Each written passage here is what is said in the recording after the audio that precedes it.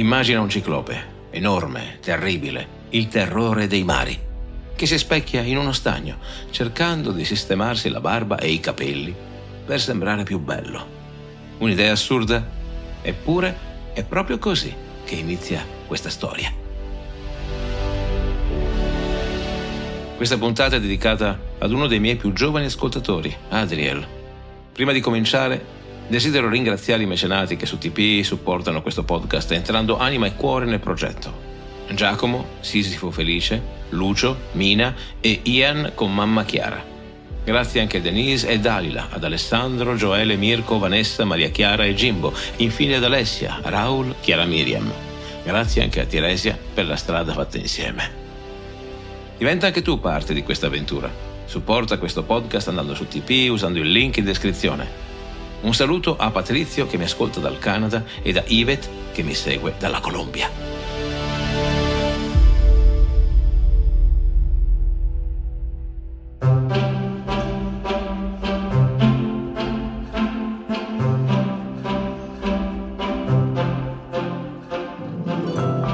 Questo che stai ascoltando è Mitologie, le meravigliose storie del mondo antico.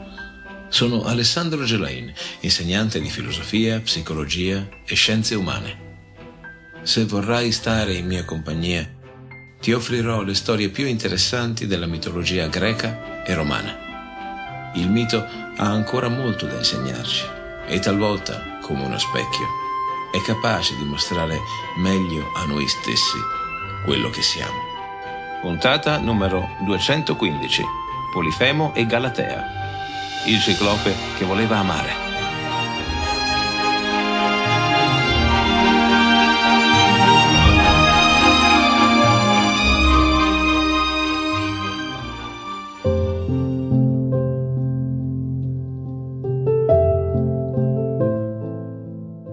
L'amore non guarda in faccia a nessuno, si dice. E questa volta colpisce proprio l'essere più terrificante della mitologia greca. Polifemo, il ciclope che, come già sai, incontreremo tra qualche tempo nell'Odissea e che cercherà di divorare Odisseo e i suoi compagni. La storia che ti racconto oggi ci mostra un Polifemo diverso, vulnerabile, perdutamente innamorato di una ninfa marina dalla pelle candida come il latte, Galatea. Il nostro racconto ha come sfondo le coste della Sicilia, dove le pendici dell'Etna si immergono nel mare. È qui che il più famoso dei ciclopi ha stabilito la sua dimora ed è qui che il suo cuore, grande quanto la sua statura gigantesca, viene trafitto dalla freccia di Eros. Prima di procedere però lascia che ti dica qualcosa sulle fonti di questa storia. Il racconto più completo, a cui umilmente mi abbevero, ci viene da Ovidio nelle sue Metamorfosi, ma troviamo riferimenti importanti anche in Teocrito nel suo 11° Idillio, due versioni che si intrecciano e si completano, mostrandoci quanto questo mito abbia affascinato gli antichi. C'è qualcosa di profondamente toccante nel vedere un essere gigantesco e terrificante che cerca di rendersi presentabile. Immagina questa scena. Polifemo, l'enorme ciclope, è seduto sulla riva del mare. Con un rastrello improvvisato sta pettinando la sua ispida barba. Cerca di domare quei capelli selvaggi che gli ricadono sulle spalle come rami contorti di quercia. L'unico suo occhio, grande come uno scudo, non scruta più l'orizzonte in cerca di navi da depredare. È fisso sulle onde, attende con ansia che emerga lei, Galatea, la più bella tra le Nereidi. Come abbiamo detto, ci troviamo sulle coste della Sicilia orientale, dove le pendici dell'Etna pare vogliano volersi tuffare nel Mar Ionio. Qui, tra grotte vulcaniche e spiagge di ciottoli neri, il più famoso dei ciclopi ha stabilito la sua dimora. Ma qualcosa è cambiato nel suo regno. Le greggi di pecore, che prima erano la sua unica compagnia, ora vengono trascurate. La grotta dove accumula i suoi tesori e dove un giorno imprigionerà Odisseo è stata ripulita. Ha persino provato a piantare dei fiori all'ingresso. Ovidio ci racconta, non senza una punta di ironia, di come questo essere primordiale abbia iniziato a preoccuparsi del proprio aspetto. Lui, che non si era mai guardato in uno specchio, ora passa ore a fissare il proprio riflesso nell'acqua di uno stagno, cercando di capire cosa non vada nel suo aspetto. Si taglia la barba con una falce, si pettina i capelli arruffati, come ti dicevo, con un rastrello. Ma ciò che più stupisce è che Polifemo ha iniziato a cantare. La sua voce, che prima faceva tremare le pendici dell'Etna con ruggiti feroci, ora si sforza di modulare note d'amore. Le greggi si fermano, stupite, ad ascoltare questi suoni insoliti, mentre il ciclope compone versi rozzi ma sinceri per la sua amata. Galatea emerge talvolta dal mare. I suoi capelli verdi come alghe marine si confondono con la spuma delle onde. Il suo corpo splende come madreperla sotto il sole siciliano, ma non si avvicina mai troppo alla riva. Forse la spaventa quella figura enorme che la fissa dall'alto della scogliera, o forse è il modo in cui Polifemo cerca di attrarre la sua attenzione, lanciando in mare enormi massi che provocano onde gigantesche. Il poeta di Siracusa riporta i goffi tentativi del ciclope di rendere più appetibile la propria compagnia. Porta sulla spiaggia cesti di frutta appena colta, cuccioli di orso da allevare come animali domestici, miele selvatico rubato alle api dell'Etna. Doni che rimangono sulla sabbia, mentre Galatea si dilegua tra i frutti. Visto che i suoi regali non hanno attirato la curiosità della sua bella, Polifemo decide che si porrà seduto su un promontorio che si sporge sul mare, per intonare poi il suo canto d'amore. Teocrito ci ha tramandato queste parole che risuonano di una sorprendente, goffa tenerezza.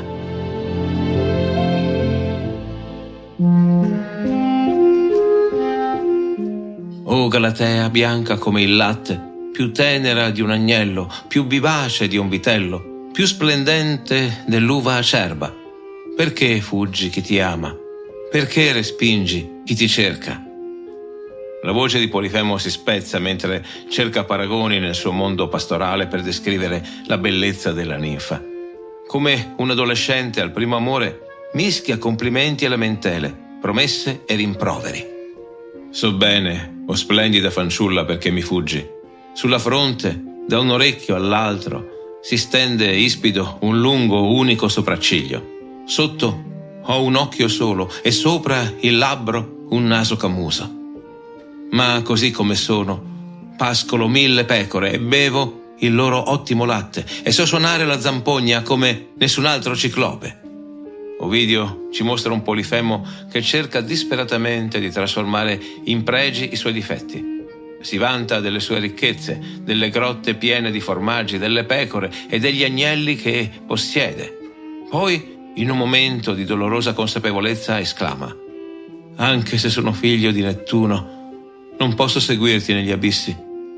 Tu vivi nel suo regno, libera, sotto le onde, mentre io resto qui, incatenato a questa terra, che senza di te mi sembra più aspra e desolata di quanto non sia mai stata». Ma è quando parla dei suoi sentimenti che la voce del ciclope si fa più autentica, quasi moderna nel suo tormento. «Brucio più dell'Etna che porto nel petto, e tu, Galatea, non te ne curi». Il canto di Polifemo riecheggia sulle coste siciliane, rimbalza tra le rocce vulcaniche, si perde nel fragore delle onde.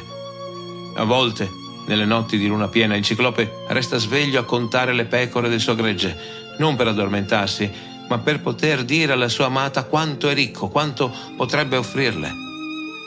«Ho contato le mie pecore, sono centinaia. Di latte ne ho tanto che trabocca. Non ti mancherebbe nulla con me». Ma Galatea non risponde. O forse risponde, ma il suo sussurro marino viene coperto dal fragore delle onde che si infrangono contro gli scogli.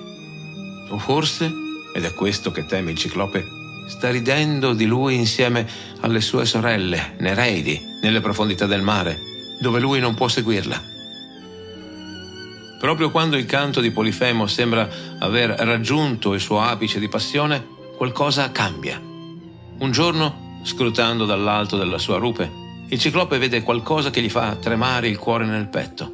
Galatea non è sola. Nelle parole di Ovidio, la scena si tinge di rosso come un tramonto disperato.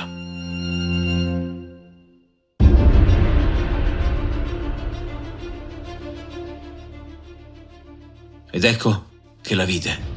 Ah, questo avesse potuto non vederlo mai.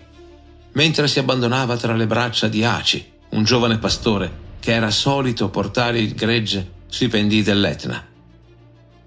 Aci è poco più di un ragazzo, bello come solo i mortali amati dagli dei sanno essere. Figlio di Fauno e della ninfa Simetide, ha ereditato dal padre la grazia selvaggia e dalla madre la capacità di comprendere il linguaggio del mare. Non ha bisogno di urlare il suo amore dall'alto di una rupe, sussurra dolci parole all'orecchio di Galatea mentre giocano tra le onde. L'unico occhio di Polifemo si inietta di sangue alla vista dei due amanti. Quella stessa voce che aveva imparato a modulare versi d'amore torna ad essere il ruggito che fa tremare l'Etna. Ti vedo, e questa sarà l'ultima volta che potrai abbracciare la mia Galatea. Il ciclope non è più il goffo innamorato che cerca di pettinarsi la barba. Torna ad essere la creatura primordiale che è. Strappa un pezzo della montagna. Ovidio ci dice che è grande come una collina e lo scaglia contro i due amanti. Galatea, creatura del mare, si tuffa in profondità e si salva, ma Aci non è altrettanto veloce. Il masso lo colpisce e sotto gli occhi della ninfa il giovane viene schiacciato. Ma gli dei a volte sanno essere pietosi. Il sangue di Aci, che scorre rosso sulla riva, comincia a schiarirsi, a diventare trasparente come acqua di fonte. Galatea, emergendo tra le onde, vede il suo amato trasformarsi.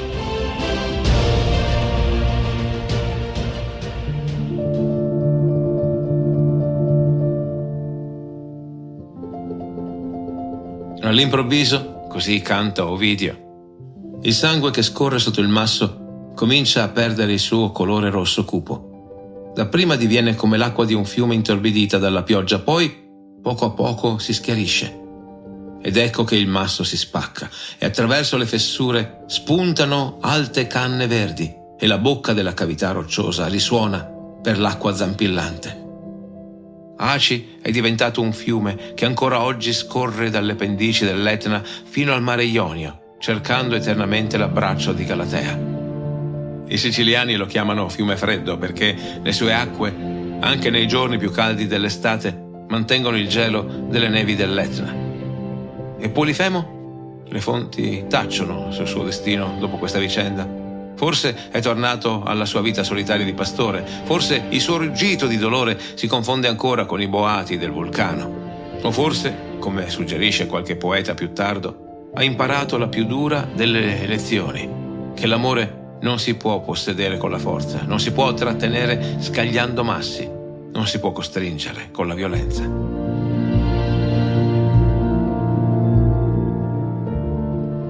Non posso fare a meno di riflettere su quanto questa storia antica parli ancora al nostro cuore. Non è forse vero che l'amore, specie il primo amore, ci mette impietosamente davanti a tutte le nostre inadeguatezze? Ci fa sentire goffi, fuori posto, mai abbastanza. Come Polifemo che si guarda nell'acqua dello stagno e non riconosce più se stesso, anche noi ci scopriamo vulnerabili, esposti. C'è qualcosa di universale nel modo in cui il ciclope cerca di cambiare se stesso per essere degno di essere amato. Si pettina, si aggiusta, conta i suoi averi, cerca disperatamente di trovare in sé qualcosa che possa attirare l'attenzione di chi ama. Vorrei essere speciale, canta Thom Yorke nei Radiohead. Ma sono un reietto, uno strambo. Non appartengo a questo posto. Parole che potrebbero essere uscite dalla bocca dello stesso Polifemo. L'amore ci rende poeti, anche quando non abbiamo mai scritto un verso in vita nostra. Ci fa trovare paragoni improbabili, come il ciclope che confronta Galatea con agnelli e grappoli d'uva. Ci fa vedere il mondo in un modo diverso. Persino l'ispido Polifemo nota la bellezza dei fiori e il profumo del miele selvatico. Ma l'amore può anche mostrarci il nostro lato più oscuro, soprattutto quando non è corrisposto. È facile condannare la violenza di Polifemo, ma quanti di noi non hanno mai provato quella fitta di dolore nel vedere la persona amata felice con qualcun altro? La differenza naturalmente sta in come gestiamo quel dolore. Il mito ci ricorda che l'amore non può essere forzato o preteso. Come l'acqua del fiume Aci che scorre inevitabilmente verso il mare, l'amore segue il suo corso naturale. Possiamo solo sperare di essere abbastanza fortunati da trovarsi sulla sua strada. E forse alla fine la vera trasformazione non è quella di Aci in fiume, ma quella che l'amore opera in ciascuno di noi. Anche quando non è corrisposto, anche quando fa male, ci cambia, ci rende più consapevoli di noi stessi, delle nostre fragilità, dei nostri limiti. E a volte, proprio come il canto goffo ma sincero di Polifemo, questa consapevolezza può trasformarsi in poesia.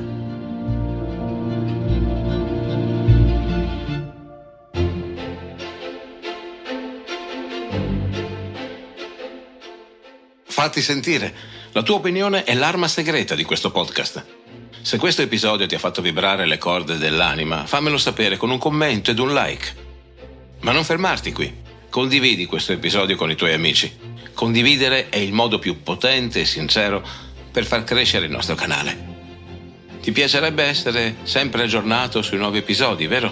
Ottima idea. Iscriviti ora, così sarai avvisato ad ogni nuova uscita. Questo progetto non è solo mio, è tuo.